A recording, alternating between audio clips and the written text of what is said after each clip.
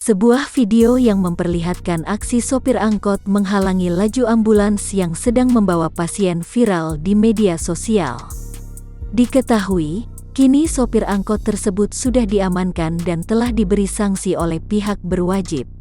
Dalam video berdurasi 30 detik terlihat, angkot berwarna biru menyerobot lajur Transjakarta yang dilalui mobil ambulans.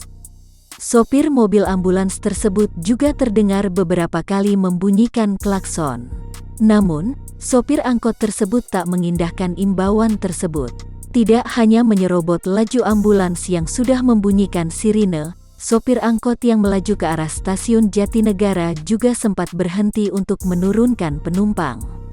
Pada narasi video, tercantum insiden terjadi pada Rabu, tanggal 1 September tahun 2021, siang.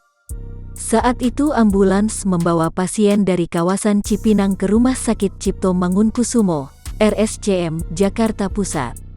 Kasih Pengendalian dan Operasional Sudin Perhubungan Jakarta Timur, Ricky Erwinda membenarkan kejadian yang viral di media sosial tersebut.